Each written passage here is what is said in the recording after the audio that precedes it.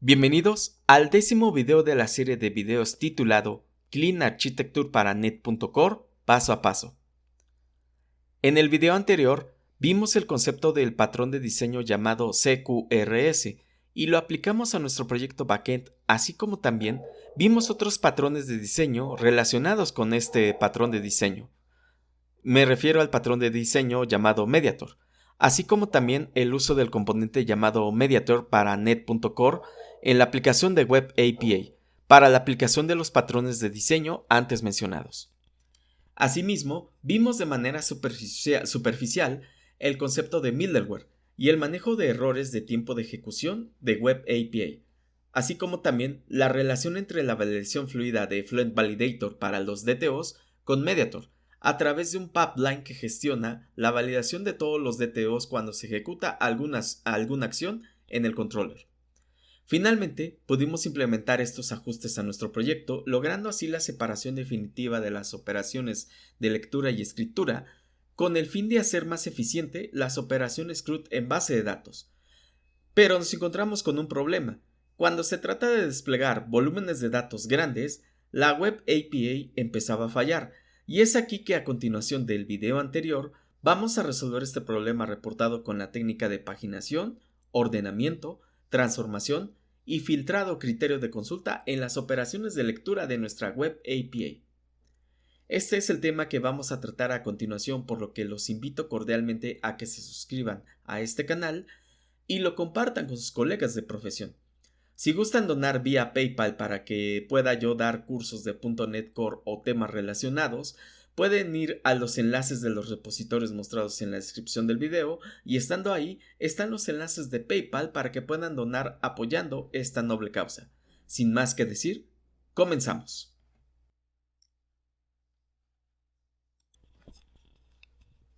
Los temas que vamos a ver a continuación son los siguientes: el concepto de paginación de datos en Web API, el concepto de pagination metadata, los conceptos de ordenamiento, filtros y transformación de datos, y por último, aplicaremos estos conceptos en nuestro proyecto de backend.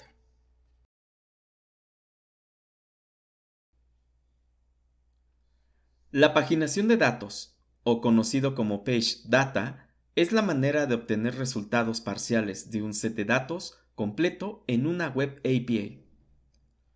Hemos visto comúnmente en aplicaciones web, móvil o escritorio algunos componentes que hacen esta función, y normalmente, más que nada en la web como desarrolladores, nos hemos topado con algunos de ellos. Llámese un jQuery Data Tables, un jQuery JQGrid, o bien algún componente para Net.core como es el caso de Telerik Grid para ASP.NET MVC, o bien los de los grids web de DevExpress, tanto para MVC como ASP Web Forms, o bien para escritorio, entre otros. Bueno, todos estos componentes de frontend sirven solamente para el desplegado de la información e interactúan con el backend de datos, realizando las acciones de paginación de datos. Sin embargo, todos estos componentes tienen un estándar definido para que la estructura de paginación de datos sea correctamente representada, y no hay mucha diferencia entre estos componentes en la manera de representarlos. Comúnmente las propiedades de un objeto de paginación se podrían definir como las siguientes. Y estas son: número 1, el atributo llamado TotalItems, que representa la cantidad de registros en general del set de datos. La otra propiedad se llama currentPage, que es, digamos, el número de página actual que se está representándose en ese momento en la operación de paginación. El page size es, digamos, el número de registros que pueda contener la página. En el caso del atributo maxPage, es el número de páginas máximo que se puedan desplegar dependiendo del volumen o la cantidad de información que tenga el set de datos. El start page generalmente es la primera página del set de datos, y el end page es la última página. Por último, los dos valores start index y end index es, digamos, el número del primer registro y del último registro dentro de la página. Cuando se pasa a la siguiente página, start index continúa en un número consecutivo hasta que end index termine con ese consecutivo según el número de páginas. Y la data, en este caso, es el set de datos que se está representándose de manera paginada. Es a grosso modo como se representan estas propiedades que comúnmente se manejan, aunque claro, también puede haber otras propiedades en estos componentes como lo que es los botones de navegación, el cuadro de texto de filtro de búsqueda o bien el filtrado de búsqueda por cada campo o columna representado en el set de datos. Esto es a grosso modo comúnmente la estructura interna de la paginación de datos. Ahora, veamos las ventajas de este procesamiento. Las ventajas es que la primera resuelve el problema del procesamiento de volúmenes de información de datos bastante grandes. La otra ventaja es que le damos facilidad al developer frontend de representar la información de manera rápida y eficiente. Y a su vez es altamente escalable para todas las entidades de base de datos donde sea necesario. Es decir, no necesariamente la paginación se aplica para ciertas entidades de base de datos. Por ejemplo, si nuestra entidad de base de datos tiene un campo que es del tipo imagen de base 64 o bien es un tipo de arreglo de bytes que representa un archivo, no tiene sentido el aplicar la paginación de datos. Tal como lo veremos un poquito más adelante, el proceso de transformación de datos nos ayuda a representar la paginación con las columnas o atributos necesarios. Pero bueno, eso ahorita lo veremos un poquito más adelante. La desventaja, obviamente, sería que no todas las entidades se pueda implementar, porque como lo comenté anteriormente, no tiene sentido si se implementa en un set de datos que tenga, por ejemplo, más de 20 columnas y que se quiera representar esa cantidad de columnas que tiene el set de datos, el cual pues no tiene sentido. Simplemente pues no aplica la paginación en general para sets de datos pequeños que tengan poquitos registros o bien para sets de datos que tengan múltiples propiedades. Esto sería a grosso modo lo que es el tema de paginación de datos.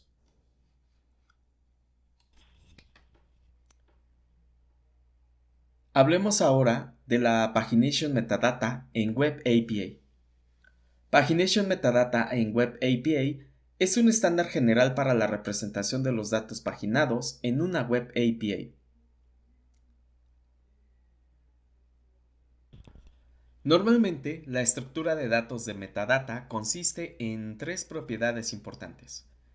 Dataset, que es en realidad el set de datos paginado actual. Pagination, que es la información de la navegación o paginación que se está mostrando en este momento. Y Navigation Links, que son en realidad las direcciones URL relativas que muestran la navegación por el conjunto de datos paginados. Comúnmente usan el verbo get para la navegación y los parámetros por defecto son page size y current page. Si se desean agregar otros parámetros, estos deben estar incluidos en los enlaces de navegación. Siempre por regla, si estamos en la primera página y no tiene páginas, solo se muestra en la navegación la URL relativa actual, que es en este caso self. Pero si hay más páginas y estamos navegando entre el universo de metadata, los enlaces de navegación deben demostrar la URL actual, que es en este caso self, la primera página que es first page, la página anterior que es previous page, la siguiente página que es next page y la última página que es last page. Si estamos nosotros en la última página, solo se mostraría por defecto la URL actual que es self, la URL de la página anterior que es previous page y la URL de la primera página que es first page. Es así como se conforma el atributo de Navigation Links. Metadata siempre debe devolver un encabezado del response en el header con la información paginada.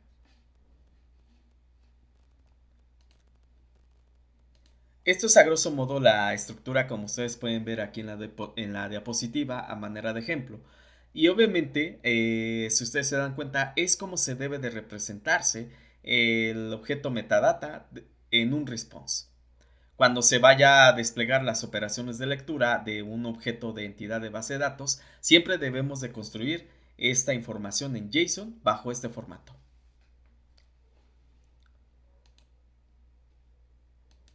Las reglas de metadata, bueno, en realidad son dos, y estas son: usar un límite permitido máximo de paginación y un mínimo de compensación, offset, como valores predeterminados.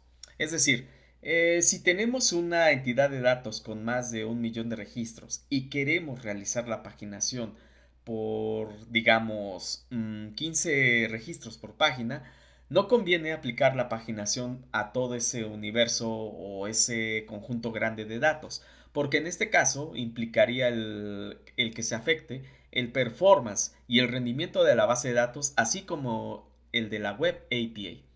En este caso, Metadata nos dice que debemos de poner siempre un estándar de tope máximo de desplegado de páginas en un proceso de paginación.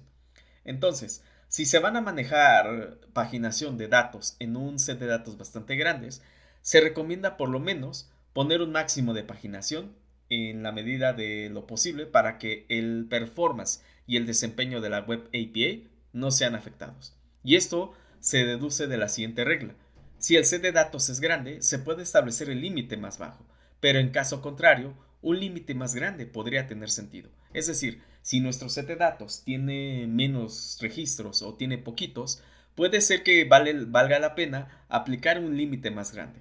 Pero si, como lo he comentado, hay más información, hay muchos registros y el procesamiento de lectura de la tabla es algo que afecta o vamos, influye en el procesamiento y el performance de la Web API, es mejor recomendable poner un límite.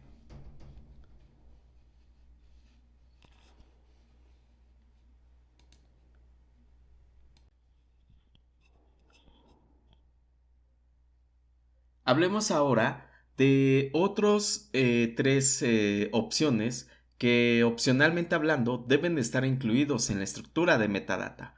Y me refiero por el primero, que es sorting. Sorting en realidad consiste en que si la información paginada puede ser ordenada desde la entidad de base de datos. El estándar de metadata de Web API debe de proveer la opción de ordenamiento de la información paginada por medio de un campo pivote, estableciendo el orden ascendente o descendente para que la información pueda ser mostrada de manera rápida y eficiente. Es decir, en pocas palabras, podemos, digamos, asignarle a una entidad de base de datos el ordenarlo por un atributo de manera ascendente o descendente y que se vea reflejado en la paginación de datos. El otro punto es data shape, y esto consiste en que la información paginada puede ser representada no necesariamente con los mismos atributos o propiedades de la entidad de base de datos, sino que también puede ser representada con diversas secuencias de salida en una o varias propiedades de cada elemento en la secuencia de datos de origen.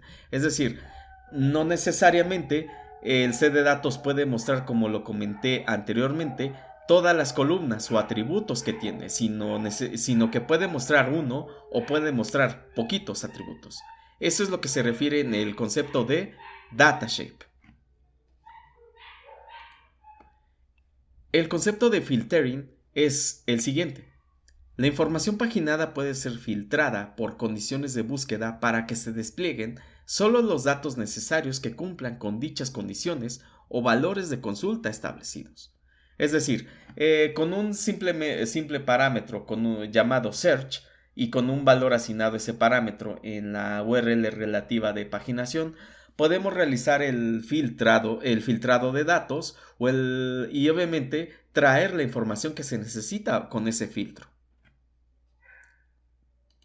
Algunos componentes de .NET para realizar este trabajo podrían ser Game Depthware Dynamic Expressions o System.link Expressions, que es una extensión de LinkU.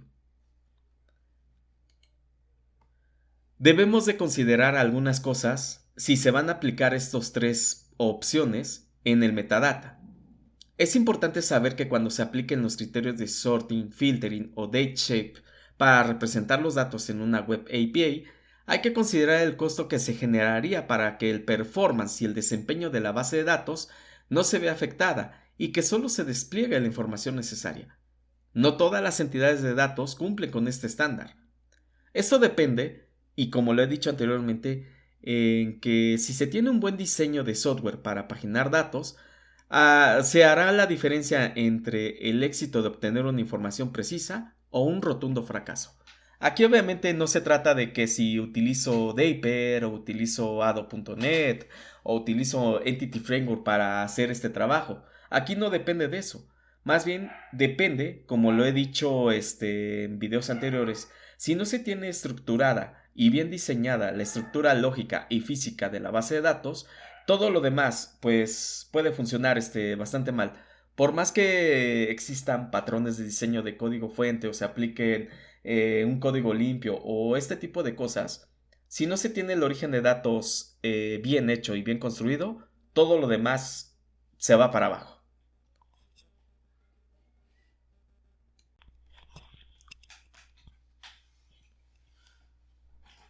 Dos aspectos importantes que debemos de considerar cuando apliquemos la paginación de datos es el siguiente.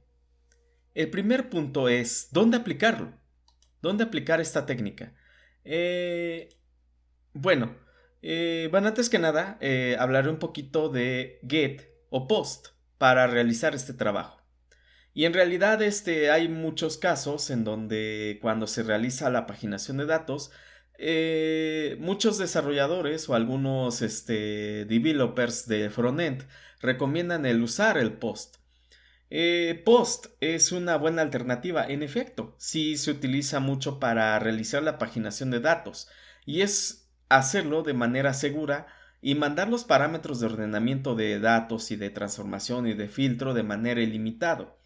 Esto es la gran ventaja que Post tiene, de que es seguro y el envío de parámetros, que es en este caso el tipo de envío de parámetros sería from body, es de manera ilimitada. Entonces, esta es la ventaja de Post cuando se hace una paginación de datos. Pero el caso común es que cuando se utiliza get, el verbo get es muy poco seguro, pero es la opción más común y que se utiliza correctamente en el metadata API para los datos paginados. Pero la desventaja es que es limitado.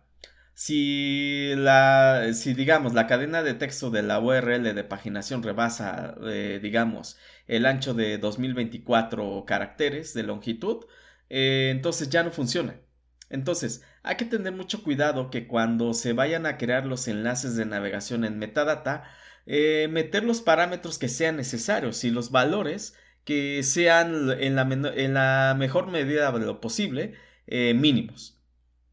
En este caso, get se utiliza precisamente para realizar las operaciones de búsqueda, ordenamiento y transformación de datos. Ahora, el otro punto muy importante es que se hace en backend o se hace en frontend, o dicho de otra manera, cliente o servidor. Como lo he dicho anteriormente, cuando se realice la paginación, vamos a estar trabajando con volúmenes de datos. Entonces, si a alguien se le ocurre hacer el proceso de paginación del lado del cliente, no sería sano o es muy poco recomendable hacerlo porque lo que único que se obtiene es que si el set de datos es muy grande, se haría más lenta la aplicación o puede llegar a tronar. Y esto obviamente pues afectaría no solamente el performance de la aplicación, sino también el performance del backend. Entonces, la mejor opción y la mejor alternativa por salud mental es realizarlo precisamente del lado del servidor o del lado del backend. Entonces, con que se construya bien el metadata del lado del backend o del lado del servidor y se realice muy bien todos los lineamientos de metadata, se obtiene un resultado bastante bueno a la hora de paginar información. Esto sería a grosso modo los dos aspectos que se deben de tomar en cuenta cuando se vaya a realizar el proceso de paginación de datos en una web API.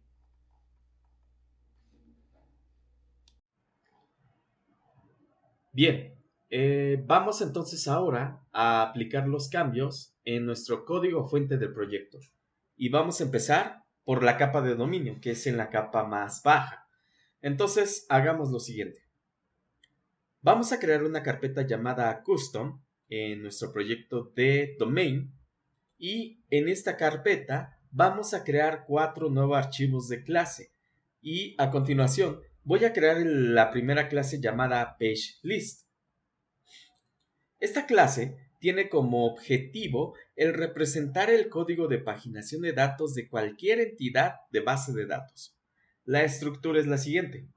Vemos que esta clase contiene las propiedades que gestionan el control de la paginación, así como el cálculo del número de páginas que se van a procesar dependiendo de la cantidad de registros que se traiga desde el origen de datos para realizar su paginación. Por ejemplo, tenemos las propiedades current page, que es referente a la página actual, page size, que es el número de registros por página, total count, que es el número total de registros de la entidad de base de datos, total page, que viene siendo la relación entre el número total de registros entre el número total de registros por página. Es decir, la división en pocas palabras, la división entre total count entre page size.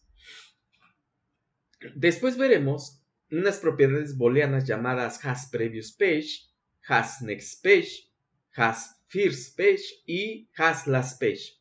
Respectivamente, realizan validaciones en donde la primera, que es hasPreviousPage, verifica si currentPage es mayor que 1 para activar el flag de siguiente página. hasNextPage indica un flag en el cual la página actual sea menor al total de páginas generadas.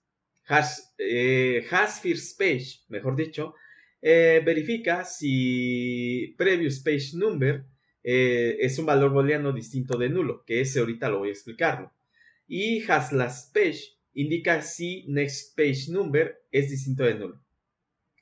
Ahora, hablando de estas variables, de estas propiedades, next page number verifica si en efecto hay una página anterior, entonces le incrementamos en 1 a la página actual. Si no, entonces es nulo. Previous page number es otra validación booleana. Si existe el flag de la página anterior, entonces se resta a la página actual menos 1. En caso contrario, es nulo. First page number es una decisión booleana que verifica si ya existe el flag de hasFirst page, entonces se marca como 1, y si no, se marca como nulo vacío. Last page number es un flag que indica de que si existe el flag de hasLastPage, entonces trae el total de todas las páginas en general. StarIndex y EndIndex son precisamente, como yo comentaba, el identificador del registro en la página actual. Por último, las siguientes propiedades son referentes a la navegación, que son self-page, que es en este caso la página actual, next page, que es la siguiente página, previous page, que es la anterior página, first page, que es la primera página de toda la colección de páginas, y last page, que es la última página dentro de toda la colección de páginas en los datos paginados. El constructor de la clase, si ustedes lo pueden verlo aquí, es sin duda PageList, en donde obviamente se recoge como parámetro el tipo IEnumerableT llamado data. Y luego los parámetros de page number, page size, total rows, la interfaz obviamente de IURIService, que voy a explicar un poquito más adelante, y los campos opcionales que son fields, order by, search y route. Bueno, recordemos que PageList es del tipo genérico y hereda del tipo genérico list_t. Esto obviamente lo que hace a continuación es lo siguiente. Verifico si obviamente si el objeto URIService, como lo voy a explicar un poquito más adelante, no es nulo. En caso contrario, entonces se lanza una excepción indicando de que en efecto hace falta el objeto URIService. Después, El atributo currentPage toma el valor de page number y page size el número de registros por página.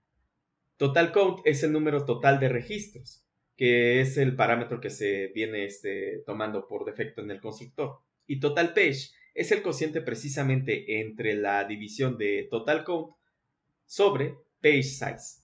Teniendo el número total de páginas, entonces voy a empezar precisamente a calcular el inicio y el final de los índices del set de datos paginado, que es start index y end index. Start index se define precisamente con el valor de current page menos 1 por el valor de page size. Es decir, si current page es 1, le resto menos 1 y lo multiplico por el tamaño el número de registros por página, que es en este caso page size, cuyo resultado sería 0. Es decir, está mostrando desde el registro 0. En index es sin duda la siguiente operación matemática, que es la siguiente. El valor que obtuve de start index más el valor de page size, que es en este caso el número de registros por página, es 1, y compara con el valor de total count menos 1. Si hay un mínimo, entonces se toma el end index, el mínimo.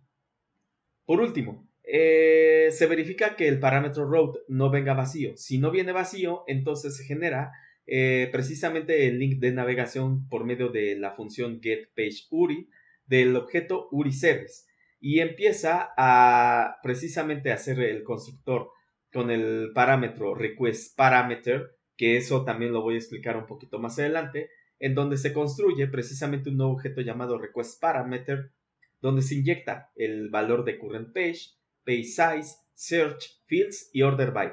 Y dentro del constructor de getPageUri se inyecta el route. NextPage, en este caso, se obtiene de la siguiente manera. Verifico que currentPage es mayor o igual a 1 y que currentPage sea menor que totalPage. Si esto se cumple, se genera la URL dinámica. En caso contrario, se genera nulo. PreviousPage es también una condición en la cual se verifica que si currentPage menos 1 es mayor o igual que 1 y que la página actual es menor o igual que el número total de páginas, se genera entonces la URL de navegación para PreviousPage. FirstPage, en este caso, verifica lo siguiente. Si la página actual es mayor que 1 y la página actual es menor o igual que totalPage, se genera entonces la URI de navegación para la primera página. Y por último, para la última página, verifico que si currentPage o la página actual es mayor o igual que 1 y la página actual es menor que totalPage. Se genera entonces la página, más bien la navegación hacia la última página. Por último, la función addRange asigna automáticamente el valor de data del parámetro data desde aEnumerableT. Y con eso se carga el objeto pageList con los datos y los cálculos correctos de paginación de datos.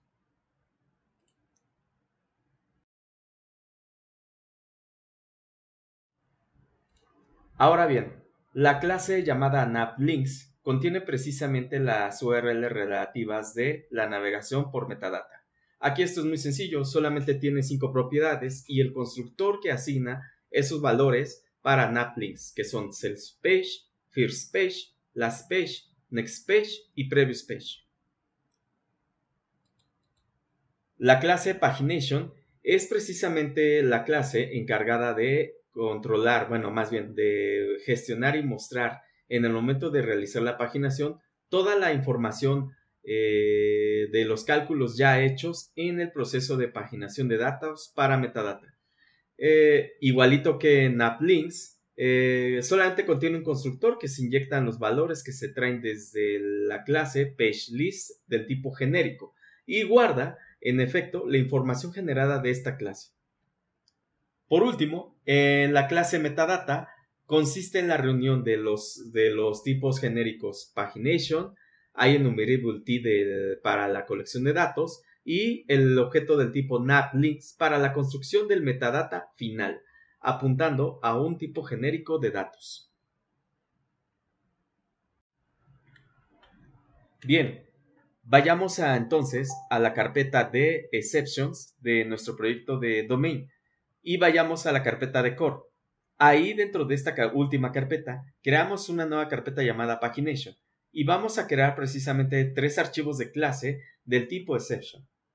El primero es PageRowIndexNotFound, el cual indica que si un número de página no existe dentro de toda la colección de páginas dentro del universo de metadata, quiere decir que la página seleccionada no existe en el universo y por eso se lanza la excepción. Después se van a generar 2 excepciones, PageRowMaximumException y PageRowMinimumException. PageRowMaximumException indica que es una excepción que se genera cuando se intenta meter más de, por ejemplo, de 50 filas por página. Si metadata se tiene configurado para procesar por cada página, no sé, 50 páginas, y alguien quiere poner un número de páginas mayor a 50, se lanza esa excepción. Por el contrario, PageRowMinimumException se lanza cuando se intenta introducir el número de páginas menor a 10. Es por eso que estas 3 excepciones controlan el flujo o el control de número máximo y número mínimo de páginas.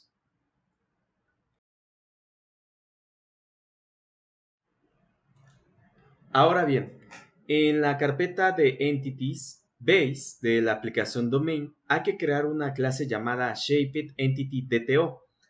Esta clase va a heredar de las abstracciones Dynamic Object, iXML Serializable y iDictionary. ¿Por qué estamos heredando estas clases? Más bien heredando de estas clases abstractas a esta clase. Bueno, resulta ser que ShapedEntityDTO es, digamos, el DTO para realizar la transformación de datos, como lo explicaré un poquito más adelante. Ahí, en el constructor de ShapedEntityDTO, estamos utilizando una variable del tipo ExpandoObject, en la cual este tipo de objetos me permite guardar la información de claves y de valores de una clase y que obviamente determina cuáles son qué clases o qué propiedades y qué valores tienen ciertas características. No voy a dar el detalle de ExpandoObject, puesto que esto pues está un poquito fuera de la temática de este video, pero posteriormente quizá o más adelante hablaré de este tipo de dato.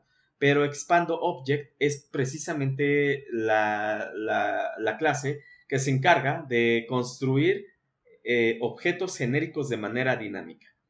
iXML Serializable no es más que precisamente convertir el DTO que se va a transformar en formato XML. Y obviamente pues tenemos las funciones de readXML, writeXML y writeLinks to XML, en las cuales pues tampoco no voy a dar tampoco detalle de qué es lo que se hace con la serialización XML, puesto que simplemente convierte un objeto del tipo genérico a formato XML.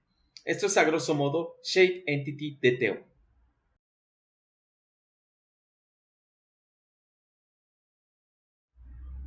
Bien, en la carpeta sea Domain Interface Base, los archivos iReadRepository y iBaseRepository van a sufrir algunos cambios para que permita generar o ejecutar consultas con datos paginados.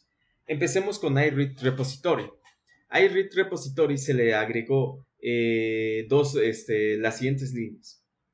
Se agregó una función llamada getCount, pero obviamente un getCount sin parámetros y un getCount que acepte como parámetro una expresión lambda del tipo predicate, apuntándolo a una entidad del tipo t. Y 2 funciones, getPageAssign sin expresión lambda, cuyos parámetros serían pageNumber, pageSize, cancellation token y orderBy. Y getPageAssign, que también recibe los mismos parámetros, pero se incluye un parámetro del tipo expressionFunc, del tipo genérico, es decir, un predicado, y el parámetro orderBy. Aquí, iReadRepository va a tener solamente las operaciones de lectura, y el cambio que va a sufrir iBaseRepository es el siguiente.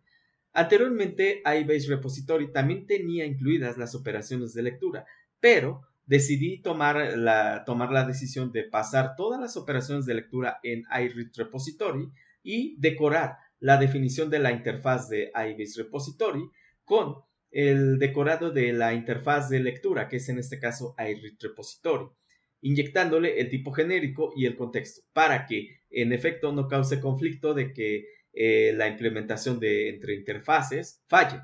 Y con esto ya tenemos completamente separado con el patrón CQRS las dos interfaces base para el acceso a las entidades de base de datos, uno por escritura y uno por lectura.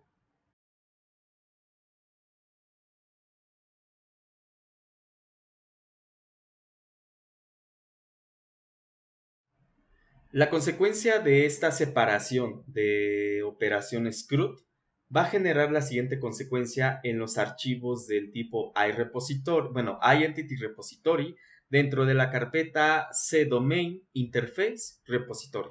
Y echemos un ojo a la interfaz llamada iArticle Repository. Si nos damos cuenta, inyecta o hereda de la interfaz iBase Repository y le estamos inyectándole la entidad article y el contexto de base de datos. Esto finalmente genera la consecuencia de que se van a implementar las operaciones que se necesitan y que estén asociadas a las operaciones básicas del repositorio base. Casi todas las operaciones de escritura y de lectura van a tener estas mismas funcionalidades, pero por ejemplo, en el caso de, hay una propiedad llamada Movement Article Repository, solamente va a tomar las operaciones de lectura, a pesar de que tenga la interfaz de iBase Repository.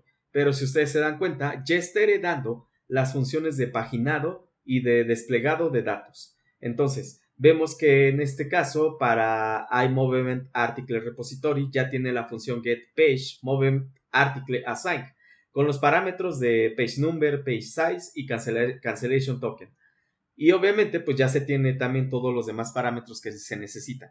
Hay que replicar este proceso o a estar seguros de que se hayan implementado bien las funcionalidades de iBase Repository en los demás archivos de interfase del tipo repositorio.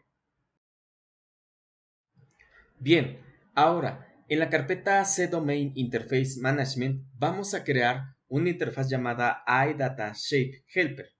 Y esta interfaz tiene como objetivo el realizar el proceso de transformación de datos a una entidad de base de datos. La estructura se muestra a continuación. Se declara una función llamada ShapeData en la cual consiste en que una entidad de base de datos sea transformada con filas o campos que se van a mostrar. En este caso tiene como parámetros TEntity y FieldsString, cuya devolución va a ser un tipo de dato llamado ShapeEntityDTO. Hay otras dos funciones llamadas ShapeData, una de manera normal y otra de manera asíncrona, cuyos parámetros son IEnumerable del tipo TEntities y el string llamado FieldsString. Lo único que hace es simplemente convertir o transformar los datos para una lista genérica. La primera lo hace de manera, como comenté, de manera normal y otra de manera asíncrona. Un poquito más adelante voy a ver la implementación de esta interfaz. Después, en la misma carpeta creamos una clase llamada ModelHelper. Bueno, mejor dicho, una interfaz llamada iModelHelper.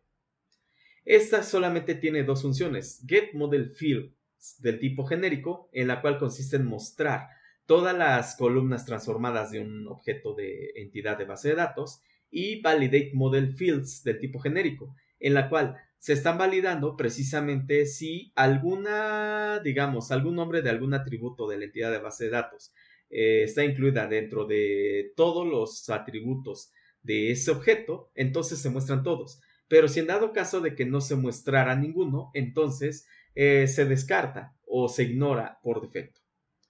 Por último, vamos a hablar de la interfaz llamada iURIService, de la que he mencionado hace unos minutos. Y esta tiene como objetivo el generación de los enlaces dinámicos para la navegación de paginación por medio de metadata. Solamente tiene una función llamada getPageURI, en la cual a través del objeto requestParameterFilter se va construyendo los parámetros de manera dinámica a la URL a la URL dinámica de nuestra aplicación Web API, o bien la URL relativa. Y el parámetro StreamRoute, que es en efecto la URL relativa de nuestra aplicación Web API. Por último, vamos a modificar, en este caso, en la carpeta de Interface Services Base, las interfaces IRService y iCRUD Service. En este caso, IRService va a heredar precisamente las funciones generales de paginación de datos y se incluyeron dos nuevas funciones: getPageAsync, en la cual se incluyen los parámetros en común, PageNumber, PageSize, los campos opcionales de Fields, OrderBy y ya. Y bueno, sí, ya. Pero para la segunda implementación de getPageAsync se incluye un parámetro más llamado ExpressionFunctEntity, que es un predicado para la entidad. Las demás funciones no sufrieron ningún cambio. En el caso de iCRUD Service, solamente como a consecuencia de que se pasaron las operaciones de lectura en sus propias interfaces, iCRUD Service solamente va a tener las operaciones de escritura, pero se le va a decorar la interfaz IRService con los decorados de tQuery DTO, TK, TEntity, TRepoAll y TContext para evitar el conflicto de tipos genéricos entre la clase IRService y iCRUD Service. iCRUD Service se mantiene igual con cambios, solamente que se preserva el parámetro genérico llamado tCommandDTO, exclusivo para las operaciones de escritura. La consecuencia de esto es que, por ejemplo, en los archivos de servicio de entidades de base de datos, en este caso es iArticle Service, se incluye una propiedad interna llamada rowCount, en la cual, cuando se vaya a gestionar las consultas sobre los repositorios de las entidades de base de datos, se guarda de manera dinámica el valor del número total de registros, independientemente si se metió alguna expresión lambda o se hace una consulta directa sobre la entidad de base de datos. Pero este dato, row count, no lo pierdan de vista un poquito más adelante. iArticle Service también implementa la función de paginación de datos con los mismos parámetros comunes que he mencionado. En este caso, que es PageNumber, PageSize, la cancelación, el elemento Cancellation Token, el elemento ExpressionFunc del tipo Article Bool Predicate, que es en este caso el predicado asociado a la entidad Article, Fields y OrderBy. Con esto, hay que implementarlo en los demás archivos, en las interfaces de servicio de entidad de base de datos dentro de la carpeta de Service. Finalmente, en la carpeta de Parameters, la clase RequestParameter va a sufrir solamente un cambio mínimo. Se va a incluir un nuevo atributo llamado Search. Y obviamente el constructor de esta clase va a precisamente permitir que se inyecte esta nueva propiedad. Y aquí obviamente la implementación de esta clase es muy sencilla, no sufre ningún cambio. Con todo esto, guardemos todos los cambios en nuestro proyecto de CA Domain y compilemos. Y ya tenemos la base precisamente para realizar el proceso interno de paginación de datos. Pasemos ahora al proyecto de CA Infrastructure Unit.work. Este proyecto sufrirá un único cambio debido a las implementaciones anteriormente mencionadas desde la capa de dominio. En la carpeta CA Infrastructure Unit.work Repository Base, el archivo que va a sufrir los cambios es precisamente Base Repository, para incluir precisamente las funciones getCount y getPageAsync desde la interfaz iBase Repository. En este caso, este cambio es mínimo, no afecta mucho que digamos. GetCount va simplemente a traer la información de cuántos registros tiene el objeto del tipo DBSet, y getCount, por medio de una expresión lambda o un predicado lambda, va a obtener el total de registros en base a la condición del predicado. Pero fíjense muy bien en las funciones getPageAsync que se encuentran al final de este archivo.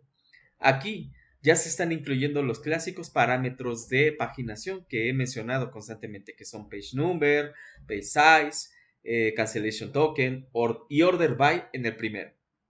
En esta primera forma de get page assign, estamos validando si el campo order by es nulo, entonces no se ejecuta el proceso de paginación sin la condición de ordenamiento. En caso contrario, estamos primero asignando a la variable dbset la cláusula order by y le inyectamos el string de el contenido de la variable de order by. Y finalmente ejecutamos las funciones linkQ, que son skip, cuyo valor que se le va a introducir es el número de página actual -1 por el tamaño de página, y take, que es el tamaño de el take es, digamos, el representar el número de registros, cuyo parámetro que se introduce es el tamaño de registros por página. Y después se introduce la función asNoTraking para evitar que en efecto no se le dé seguimiento o para optimizar el rendimiento de las aplicaciones. O sea, asNoTraking lo único que hace es simplemente generar un rendimiento mínimo para evitar el seguimiento de los datos que se siguen, sin importar si el estatus de los objetos y sus valores en base de datos hayan sufrido cambios. Con esto, asNoTraking es una alternativa dentro de Entity Framework para optimizar y hacer las consultas un poquito más rápidas.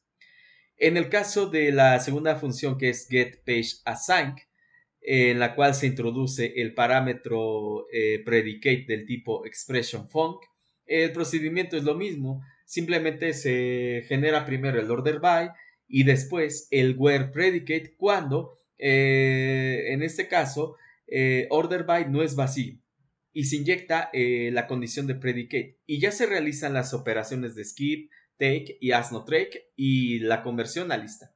En caso contrario, pues simplemente se inyecta la condición del where en el objeto dbset y se realiza el mismo procedimiento.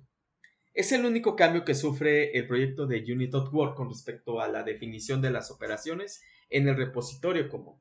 Guardemos los cambios y vemos que no genera ningún error en el proyecto.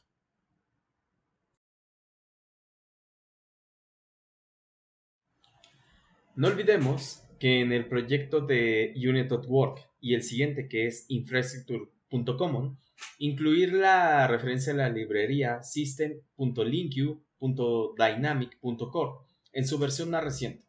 Ahora, ya que estamos hablando de ca.infrastructure.common, vamos a hacer lo siguiente con este proyecto. En la carpeta de helpers vamos a crear, de hecho vamos a crear una nueva carpeta llamada helpers. Y vamos a crear dos clases. El primero es DataShapeHelper, en la cual contiene todas las funciones necesarias para realizar la transformación de datos a un objeto genérico del tipo T. En este caso, se implementan las funciones de la interfaz iDataShapeHelper. Y en este caso, la función más importante que nos interesa es getRequiredProperties.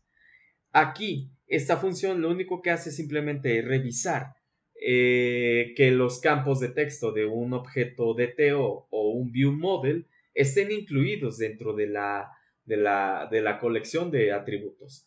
Y finalmente, en este caso, se genera una colección del tipo PropertyInfo con la información de todas las propiedades del objeto en sí del tipo genérico. En este caso, FetchData recorre precisamente la información de cada una de las entidades y obviamente pues realiza el escaneo de los atributos por propiedad de un objeto del tipo genérico. ModelHelper, que es el otro archivo que se va a generar dentro de esta carpeta, lo único que hace es simplemente mostrar los nombres de los campos o atributos de un tipo genérico y la validación que en efecto determine si todos los atributos de un tipo genérico existen dentro de la colección. Esto es lo que es a grosso modo lo que hacen estos dos archivos de helpers. Ahora bien, vayamos a la carpeta sea infrastructure.common.repositories. En este caso, vamos a hacer lo siguiente. Hay base repository, que es en este caso la clase que sufrió cambios, o más bien dicho, la interfaz que sufrió cambios desde la capa de dominio. Hay que implementarla ahora a los archivos de los repositorios por entidad de base de datos. Aquí implementamos las funciones de iArticle Repository en Article Repository, tomando en cuenta la clase abstracta llamada Base Repository. Lo único que se hace es simplemente implementar la función getPageArticleAsync, es decir, la nueva función de paginación de datos, y simplemente se va a implementar la función proveniente de Base Repository con los parámetros PageNumber, PageSize, Cancellation Token, y obviamente pues se tomará la función de repositorio getPageAsync.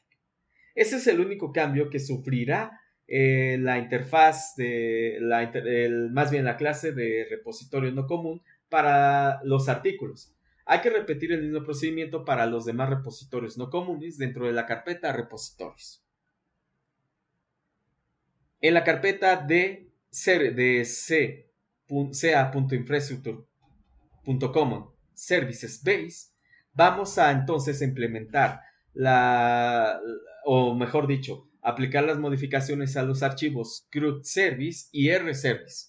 En el caso de rservice, vamos a implementar los métodos que faltan desde la interfaz iRservice. Y lo único que se necesita es simplemente implementar sus funciones de operaciones de lectura. El único cambio que va a sufrir son los siguientes. Las funciones filterAsync, getAllAsync y getPageAsync van a sufrir un cambio drástico, puesto que con el proceso de transformación de datos y con la introducción de los parámetros de fields predicate, que en este caso son la construcción de predicados, y el order by, van a sufrir cambios para que se acepten esos parámetros. Por ejemplo, en filterAsync se introducen los parámetros del tipo predicate, que es expression func de entity, asociado a la entidad de base de datos que está trabajando, el parámetro fields y el parámetro order by.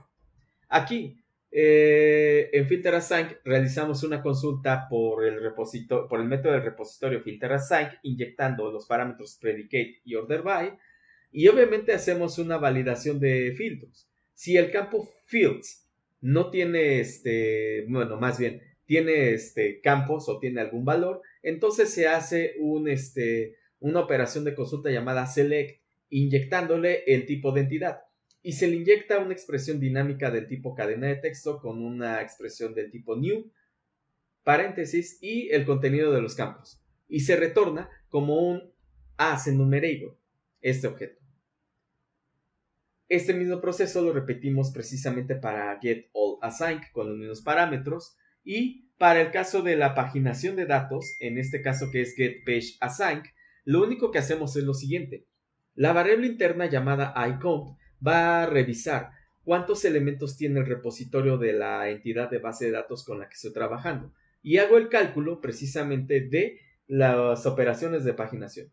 En este caso, reviso de que si la página actual es menor que 1 o bien la página actual no es mayor en el cociente de el número de elementos entre el tamaño de página, es decir, si página actual es mayor que el número total de páginas, se lanza una excepción del tipo PageRowIndex not found. Si PageSize es menor que 10, se lanza la excepción PageRowMinimumException. Si es mayor que 50, lanzaremos la excepción PageRowMaximumException. Estos valores que por ahora están escritos por código fuente se pueden configurar desde el archivo AppSettings de la capa de aplicación, pero eso ya lo veremos un poquito más adelante. Por ahora, vámonos a contentarnos de que tenemos las validaciones propiamente dichas para realizar el proceso de paginación de base de datos.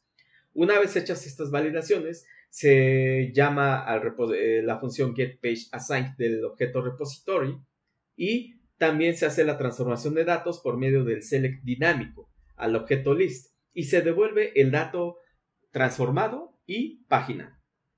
Lo mismo pasa para la segunda función de getPageAsync, que en este caso el único cambio es simplemente el incluir el parámetro predicate para obtener el número total de registros y la operación es la misma. En el caso de CRUD Service no hay ningún cambio, puesto que solamente se afectan a las operaciones de escritura, pero ahora sí que digamos por convención, pongamos las mismas funciones de lectura en esta clase. Apliquemos estos cambios entonces ahora a los archivos de servicio de cada entidad de base de datos. Por ejemplo, en Article Service tenemos que en este caso inyectar las funciones que faltan desde la interfaz iArticle Service y heredando las funciones de iArticle Repository. Aquí, en este caso, vamos a inyectar un nuevo objeto llamado iDataShapeHelper con el DTO llamado ArticleDTO y lo inyectamos en el constructor de la clase. Aquí, en el constructor de la clase, originalmente no tenía iDataShapeHelper tipo DTO inyectada. Esto no le afecta, puesto que como se hereda de la clase abstracta CRUD Service, tiene el parámetro base con los parámetros Mapper, Article Repository y Unit.work. Esto no afecta en nada, puesto que se está realizando la inyección de dependencia por constructor de clase a un tipo de dato que no está incluido en base. Esto es correcto, no genera ningún error de compilación. Teniendo esto, entonces ya podemos incluir la función getPageArticleAssign de Article Service con la siguiente mejora. Se valida que predicate, si es nulo, se ejecute directamente la paginación de datos sin la expresión lambda y se transforma el dato por el método shapeDataAssign de la clase iDataShapeHelper hacia el DTO llamado ArticleDTO. En caso contrario, se realiza el mismo procedimiento, pero con el parámetro predicate. También getArticleAssign sufre el mismo cambio con el objeto DataShapeHelper, shapeDataAssign, para la función del repositorio getAllAssign. No olvidemos que debemos de incluir el parámetro fields en este caso, para el método del repositorio y para las funciones shapeDataAssign del objeto DataShapeHelper. Guardemos los cambios y repitamos este mismo procedimiento para las demás objetos del tipo service para entidades de base de datos. Por último, vayamos entonces a la carpeta de services de CA Infrastructure Common y creamos el archivo llamado URI Service. Aquí, esta clase es muy importante puesto que hereda de la interfaz iURI Service para la construcción de los enlaces dinámicos de navegación desde el host de nuestra web API. La estructura es la siguiente.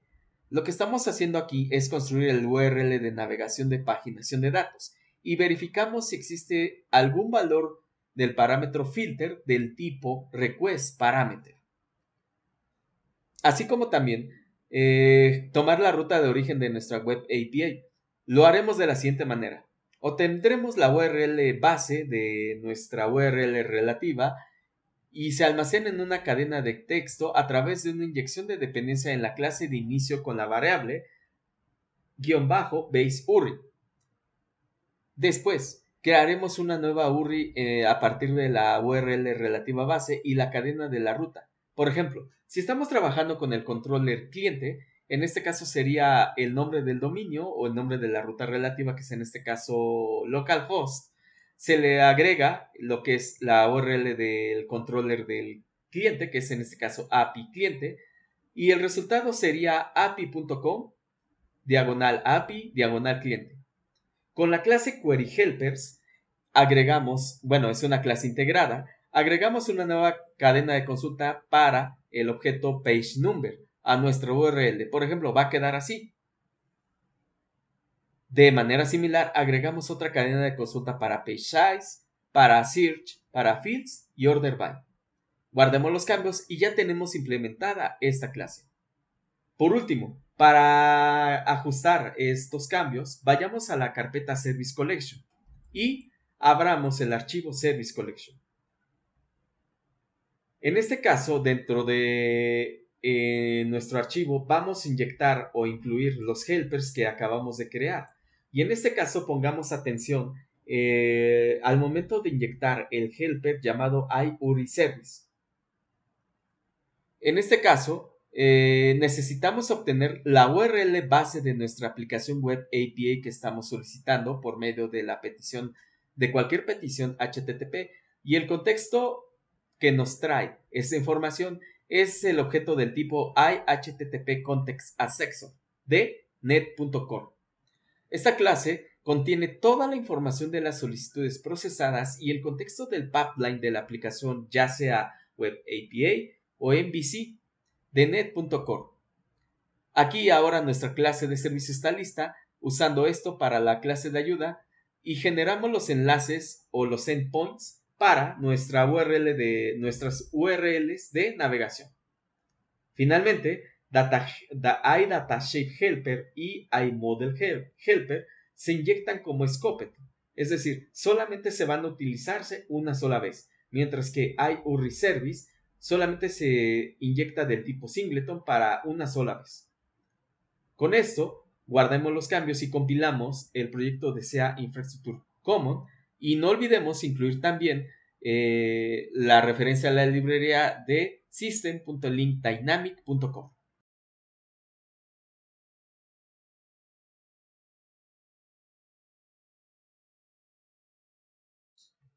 Vamos a avanzar un poco, puesto que nos estamos ahí abordando un poquito de tiempo, y vamos de rápido a lo que sigue.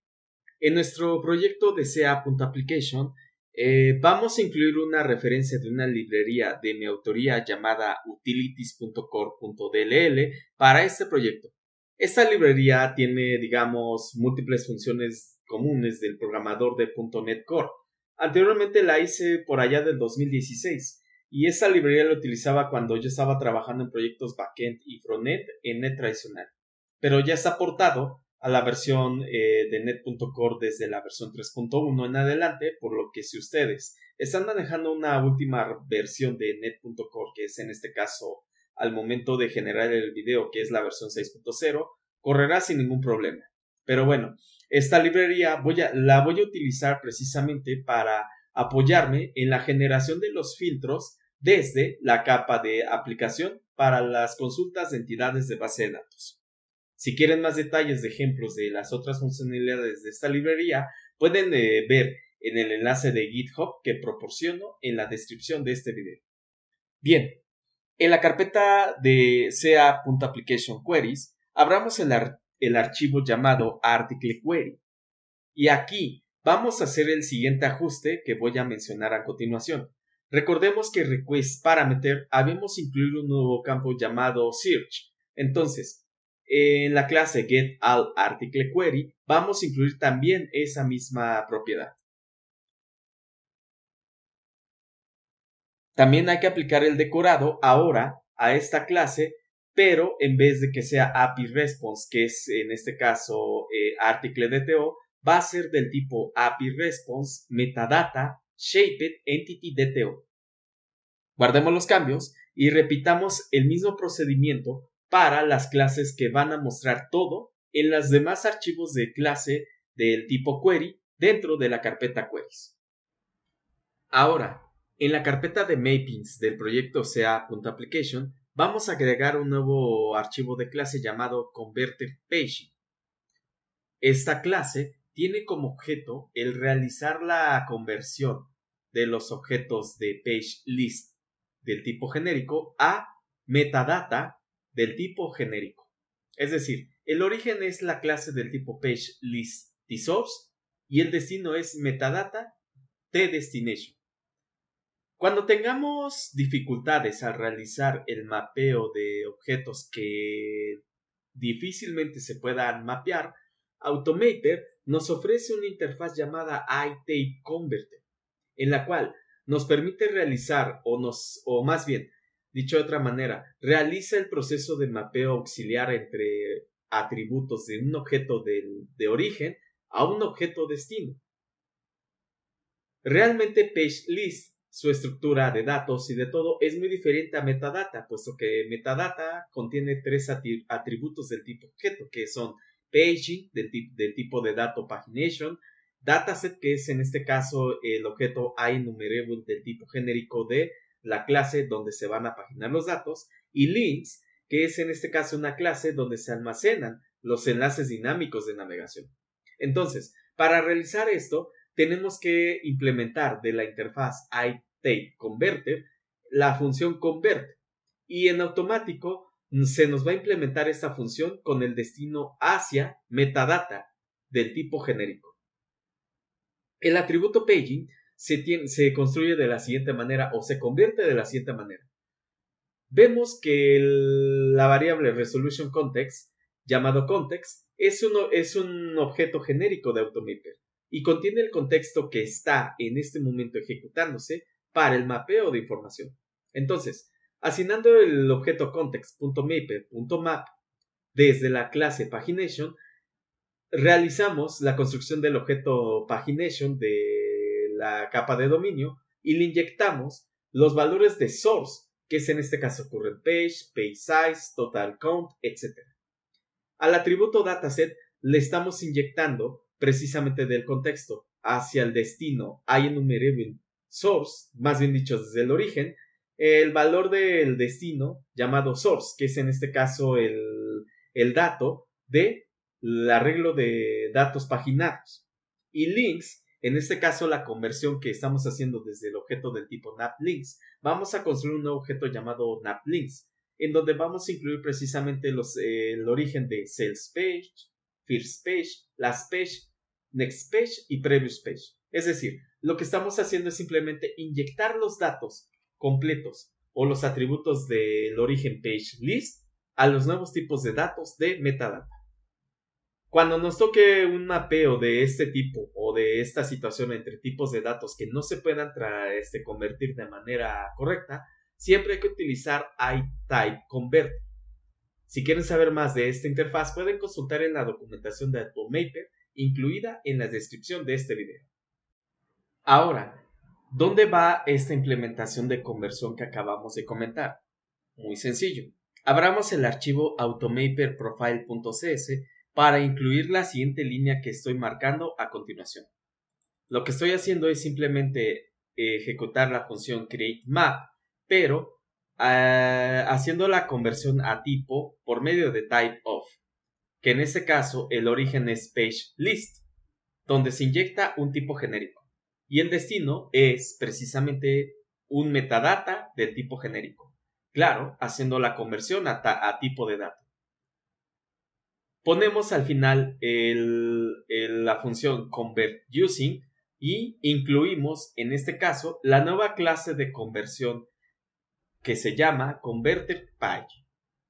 Con esto estamos indicándole a AutoMapper que cualquier objeto llamado pageList se transforme en un metadata, tomando en cuenta el modo de conversión en base a la clase converterPage. Guardemos los cambios y vemos que AutoMapper ya tiene, más bien dicho, el archivo AutoMapperProfile ya tiene una nueva conversión de mapeo de tipos genéricos. Ahora, vayamos a la carpeta handlers query all de ca.application y busquemos el archivo llamado getAllArticleHandler. Aquí esta clase va a tener una modificación precisamente drástica para entonces se acepten los parámetros de paginación. Y vemos lo siguiente. Aquí el nuevo cambio que se va a meter en este caso en esta clase es declarar un objeto del tipo iUriService y realizar su inyección de dependencias en el constructor de la clase. Después, vamos a cambiar precisamente en este caso el método handle para que acepte cualquier tipo de datos del tipo metadata con el tipo shapeEntityDTO para que APResponse, que es la clase que generamos desde el video anterior, pueda aceptar este tipo de objetos. Y obviamente lo demás no sufre ningún cambio. Y dentro del método handle vamos a hacer los siguientes ajustes.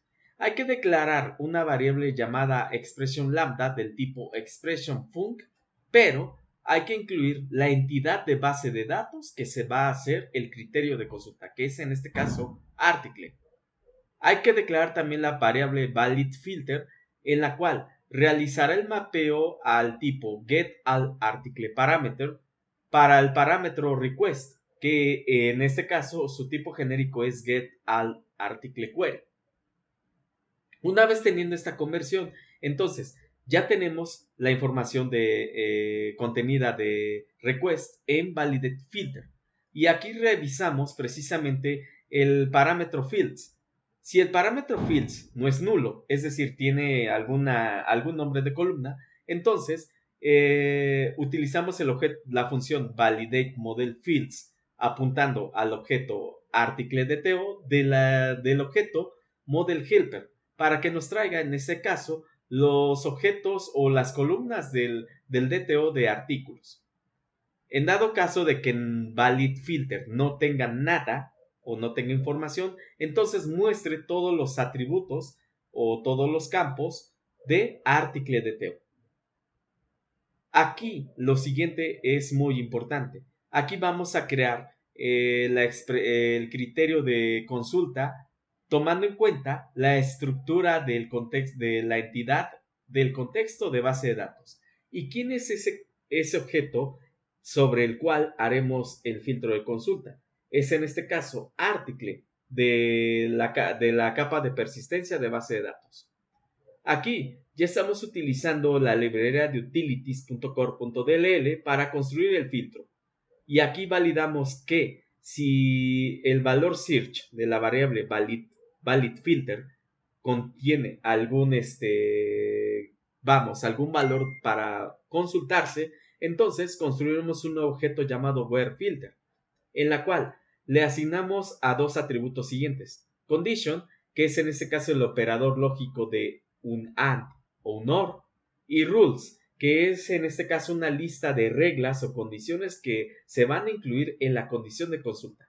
Dentro de reglas se van a incluir un objeto del tipo whereFilter, donde se les va a asignar el valor field, que es en este caso el nombre del campo o el nombre del atributo de la entidad article, el operador, que es en este caso los operadores lógicos de criterio de consulta, que es en este caso, por ejemplo, en el caso de shortName podemos incluir el operador llamado contains, o por ejemplo podemos incluir el operador de condición llamado notContains, etc. Y al final el parámetro data es donde vamos a incluir el valor del criterio de búsqueda que se va a aplicar, que es en este caso el valor de validFilter.search. Nuestro objeto article de la entidad de base de datos podemos realizar el filtro por dos campos, que es en este caso shortName y descripción, que es en este caso el nombre corto del artículo y la descripción del mismo. Y entonces a estos dos campos se le aplica el criterio de búsqueda. Después, cuando se haya construido el objeto newFilter, se aplica precisamente la función del objeto estático queryBuilder a la función buildExpressionLambda, pero apuntándolo a la entidad de base de datos que es article, el objeto newFilter. Pero tenemos que habilitar las opciones de construcción de la expresión como sigue. La clase buildExpressionOptions me sirve precisamente para que cuando se construya el predicado tome algunos valores muy importantes. Por ejemplo, la configuración regional del idioma que se esté procesando el Web API lo declaramos con culture.info. Y si queremos tomar las fechas en formato universal, utilizaremos el atributo pageDatesAsUTC como true. En este caso, como estamos manejando, no estamos manejando datos del tipo fecha, lo ponemos como false. Pero si obviamente, dependiendo de la configuración regional de donde se esté ejecutando nuestra Web API, se necesitan que se tomen estos valores o estos datos, entonces hay que incluirlos y activarlos en el constructor de buildExpressionOptions. Y esto se asigna a la variable expression lambda para construir el predicado.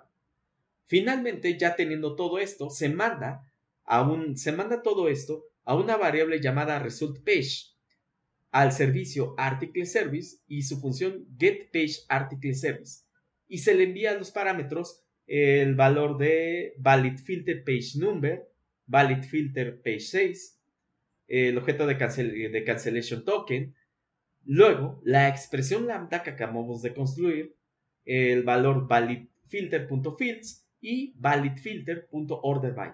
Todo lo que se genere de esta variable se transforma precisamente a metadata shape entity DTO y se convierte de page list con el tipo de datos shape entity DTO a metadata shape entity DTO. Y obviamente se hace previo una transformación precisamente de page list a metadata con la construcción del objeto page list shape entity DTO con los resultados obtenidos. Y obviamente se hace la transformación y el mapeo a metadata. Y finalmente esta transformación a metadata se incluye en el objeto API Response y se retorna finalmente, si es que no hubo algún error de tiempo de ejecución, los datos paginados. Con esto, la clase getAllArticleHandler ya tiene precisamente toda la función de paginado cuando se llame desde un controller desde la Web API. Y hay que repetir este proceso a los demás archivos que estén contenidos dentro de la carpeta query all dentro del proyecto de SEA Application. No olvidemos que cuando se vaya a construir los criterios de búsqueda, elegir los campos o cualquier campo que se considere para realizar la búsqueda al momento de construir el objeto WhereFilter para cada entidad de base de datos.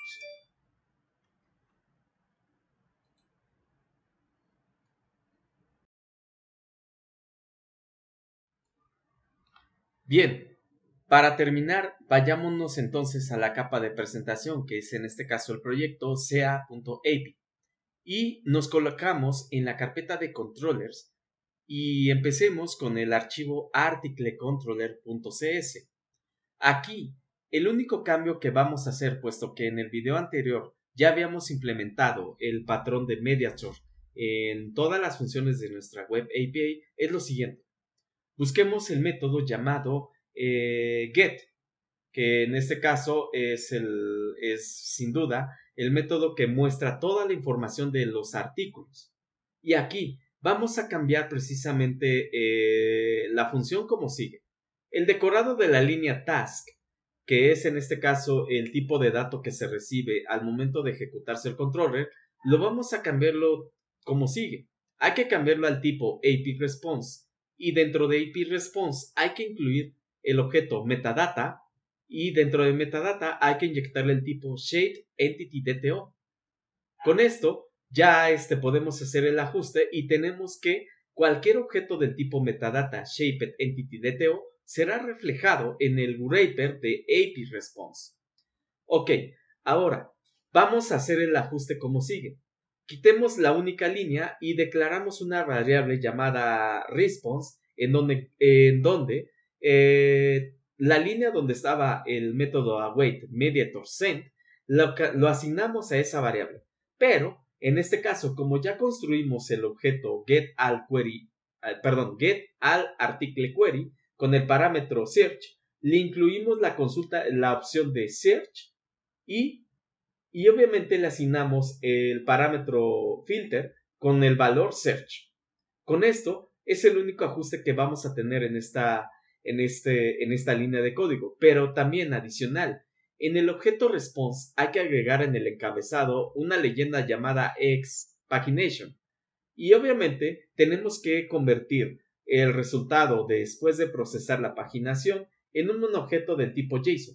Para eso utilizamos de la clase JSONConverter la función serializeObject y aquí queda a criterio de cada desarrollador o de cada programador el decir qué datos se deben de mostrarse de manera en formato JSON en el encabezado. En mi opinión personal decidí mostrar el current page, el page size y el total count, pero esto ya depende del criterio de cada desarrollador qué es lo que se debe de mostrar en el response. Finalmente, retornamos la variable response a la función del controlador. Y con esto es el único cambio que se necesita hacer a cada uno de los controladores de nuestra Web API. Vayamos entonces a la carpeta Service Collection y busquemos el archivo llamado Configure Service Extensions. Hace rato, en la carpeta de Infrastructure Common, habíamos inyectado a manera de singleton el método IHTTP Context Acceso. Aquí sí hay que tener mucho cuidado y esto es muy importante, puesto que es un error muy concurrente que cuando estamos tomando las rutas relativas URL y estamos inicializando nuestra Web API, se nos olvida este punto. Pero bueno, aquí lo voy a mencionar a continuación. Tenemos que invocar desde nuestra Web API el método IHTTP Context Acceso para que todas las librerías que nuestra Web API dependan de este objeto puedan tomar la ruta relativa. Es decir, se realiza la inversión de control de IHTTP Context Acceso para que no solamente esté disponible en nuestro proyecto de Web API o en la capa de presentación, sino también en todas las demás capas internas de nuestro proyecto. Entonces, podemos poner dos opciones. Número 1, podemos poner declarar service.add HTTP context acceso, que es una opción bastante válida, o declararlo como try add singleton, en la cual inyectamos la implementación y su abstracción, que es en este caso HTTP context acceso y su abstracción es HTTP Context Acceso. Es el único cambio que se va a hacer realmente, puesto que nuestro proyecto de Web API ya tiene todo configurado. Entonces, guardemos los cambios y compilemos nuestro proyecto. Bien, vamos a empezar a compilar nuestro proyecto y esperemos a que se inicialice todo.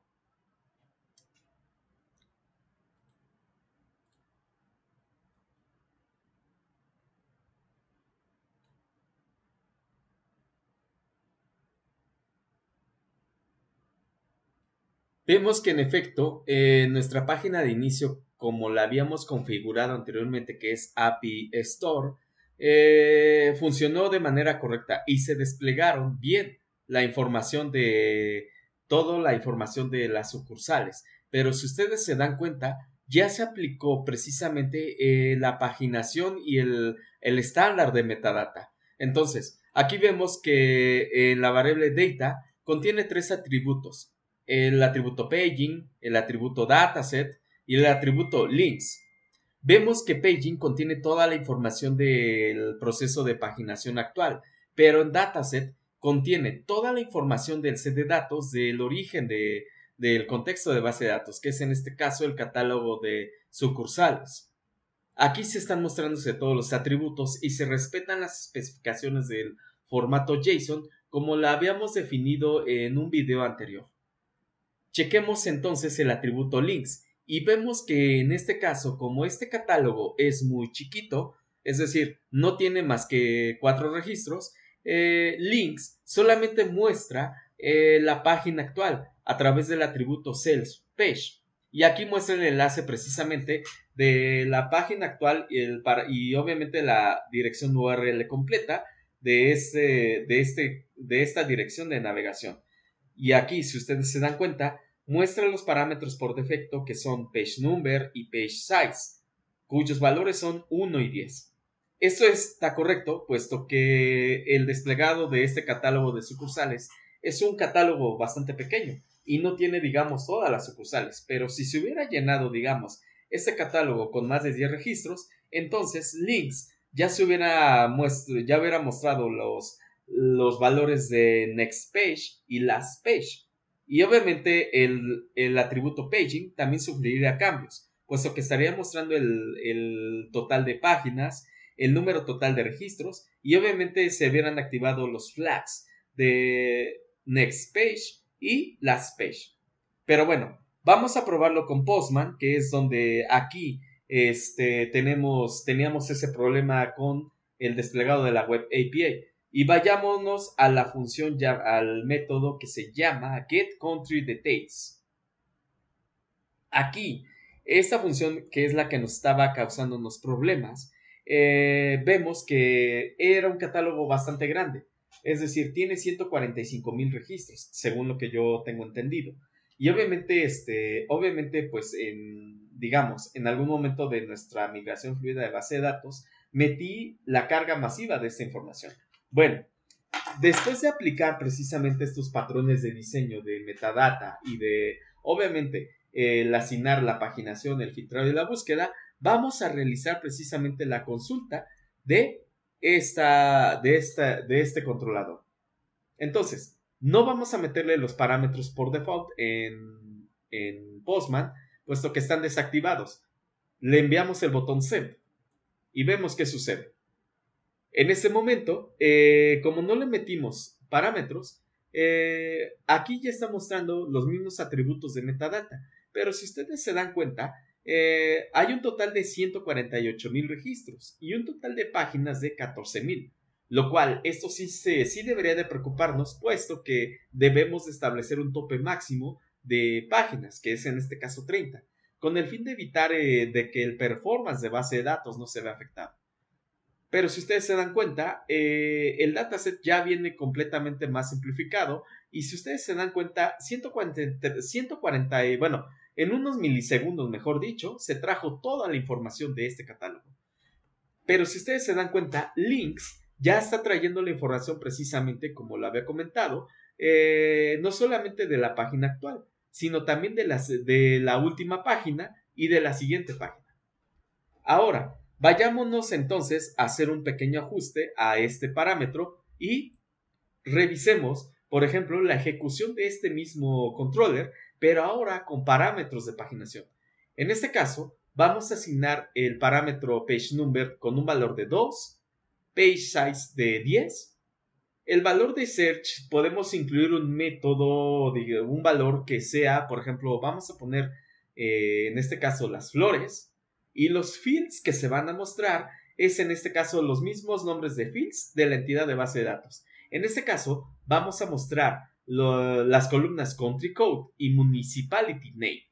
El order by lo dejamos vacío, no pasa nada. Vamos a ejecutar este proceso y vemos qué es lo que sucede. Está trabajando, ahí va. Ahí está. Vemos que en este caso se trajo la página 2, pero fíjese muy bien, se trajo un total de 570 registros del universo de 148,000 y un total de páginas de 57.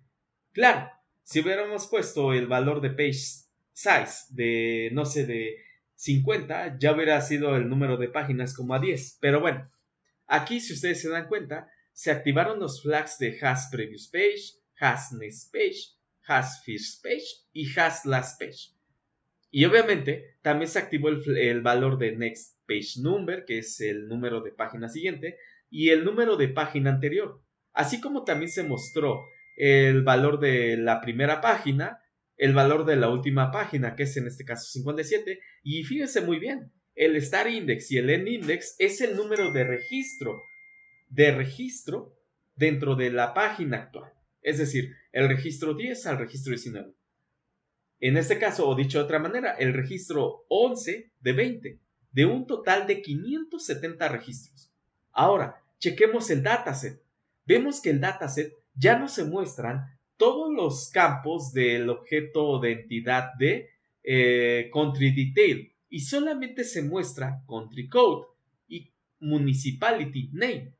Esto es sorprendente puesto que el proceso de transformación de datos nos ayuda mucho para reducir, por un lado, el tamaño de la generación del JSON, el JSON final cuando se ejecuta el request, pero también, si ustedes se dan cuenta, Links ya tiene activadas las opciones de navegación que necesitamos para trabajar y ver los otros resultados.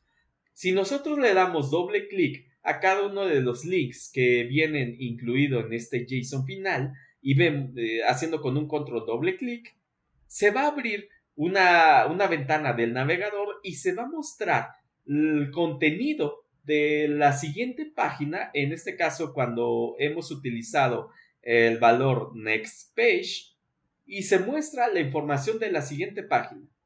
Si regresamos a Postman y hacemos clic en alguno de los enlaces que viene incluido en este objeto JSON, va a abrir un navegador diferente con una información distinta acorde al número de página según el estatus de la navegación. Y aquí, si ustedes se dan cuenta, los parámetros siguen siendo los mismos. Es decir, se mantienen los parámetros search, se mantienen, en este caso, el parámetro fields. Y si se hubiera incluido, por ejemplo, un valor de un order by, entonces también el parámetro order by también se mostraría, no solamente, digamos, en los navegadores antes mostrados, sino también en los links dentro de cada uno de los navegadores generados. Entonces, finalmente, vemos que nuestro proyecto de página, nuestro proceso de paginación ha sido funcional, funciona de manera correcta. Revisemos los headers del response.